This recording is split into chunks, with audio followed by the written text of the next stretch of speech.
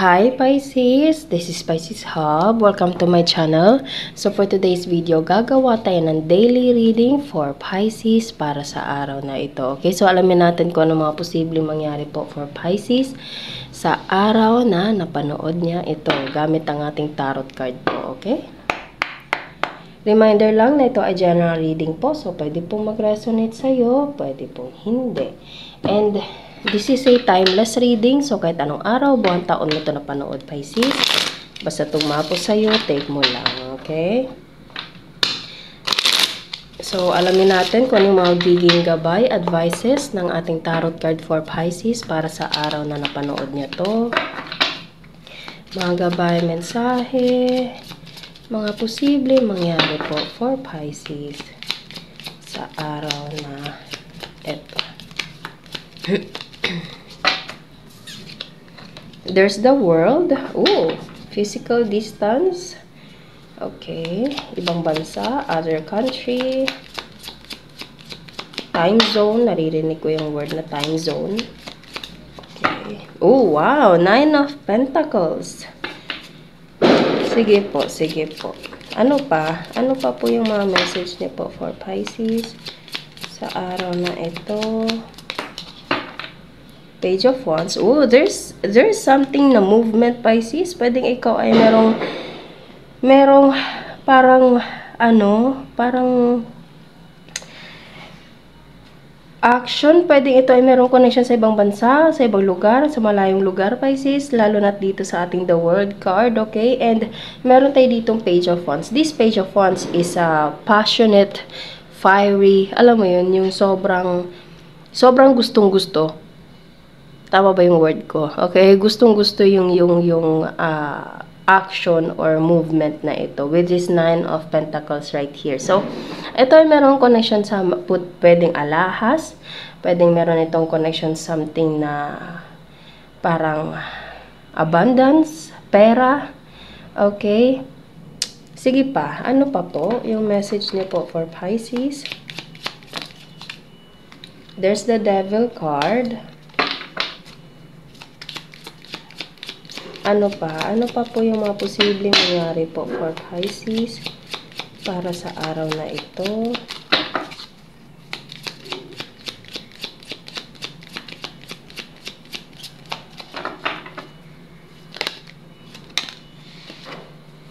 Six of Wands. There's a recognition, Pisces, ano?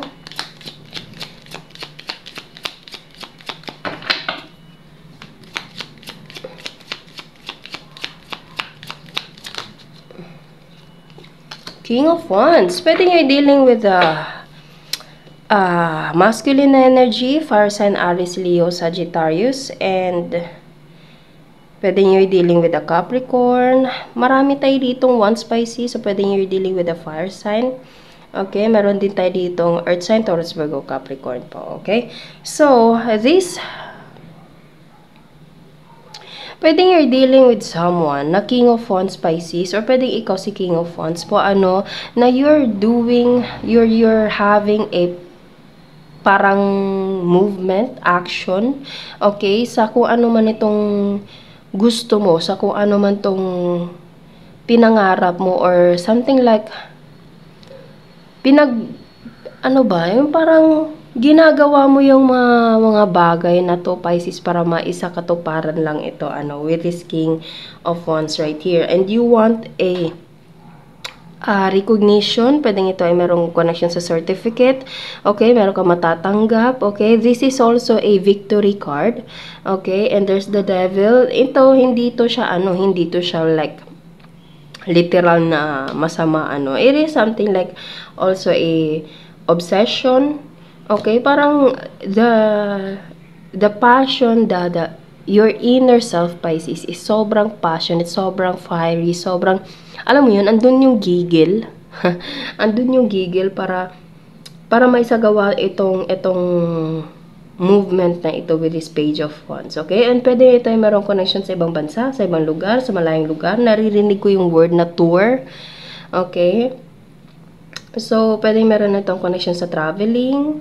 And posibleng meron kang makukuhang mga alahas, or kung hindi naman to literal na alahas, pwedeng ito meron connection something na financial abundance, okay? Karangyaan, yung mga pwedeng pera, pwedeng ito ay mga bagay, mga like material things na magkakaroon ka, Pisces. Kumbaga maa-afford mo. Okay? Kumbaga meron kang kakayahan na makabili nito, or mabili mo yung gusto mo, Pisces, with this 9 of Pentacles. This is a financial abundance po.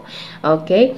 So there's a 6 of Wands, success, victory, recognition, and King of Wands, which is the fire sign or fiery, passionate energy towards you. Pwede ito yung meron connection sa talent, sa passion, Pisces, okay? Pwedeng ito ay hobbies mo, pwedeng gusto mong pumunta doon kasi meron kang, it's either trabaho and magagamit mo yung talent mo, pwede pong ganun, okay? Kung hindi naman, pwedeng ito yung meron connection sa someone na connected sa'yo, pwedeng ito yung meron connection sa parang katrabaho din, love life, pwede din po, kaibigan, kahit sino, na it's either siya yung mag-move towards you or ikaw yung mag-move towards this person, Pisces. Okay? Whatever it is, andun yung kagustuhan na maisagawa itong movement na ito. And itong movement, itong action na ito is magkakaroon ito ng outcome, which is 9 of Pentacles. Okay? Financial abundance. Nakikita nyo yan, punong-puno ng alahas, may mga coins pa dyan mismo sa necklace na or bracelet ba yan or anything. Okay? So, there's a financial upgrade sa kung ano man itong gagawin mo or gagawin ng taong to for you, Pisces. Okay? Bottom of the deck. Page of Pentacles. Yes, there's a financial upgrade for you with this Page of Pentacles right here. Nakikita nyo, ito ay merong pagtanggap. Okay? And nakikita nyo din, meron siyang tinatanggap, merong nagbibigay po. Okay? So, it's either ikaw yung magbibigay or siya yung tatanggap sa kung ano man yung nandito, Pisces. Basta there is someone na you're dealing with na merong connection sa trabaho, sa financial upgrade, pwede din sa love life, sa connection, pwede na sa ibang bansa itong taong to, pwede pong ganun, okay? So, ano pa ba? Kuha siguro tayo ng initials, random words, kung sino or ano po yung mga konektado for Pisces para sa araw na ito. Kung sino itong dinidil ni Pisces. Younger, letter M,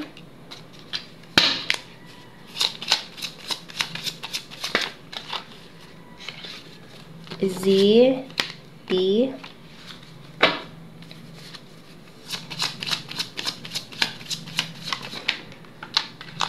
blonde, and text or chat. Okay, so yun po ang ating reading for Pisces para sa araw na ito. Naway nagustuhan nyo po. Huwag nyo po sanang kalimutan na mag-like at mag-subscribe po sa ating channel. And click the bell button, Pisces, para ma-notify po kayo sa next videos na i-upload natin. Okay? So, thank you, Pisces, and God bless!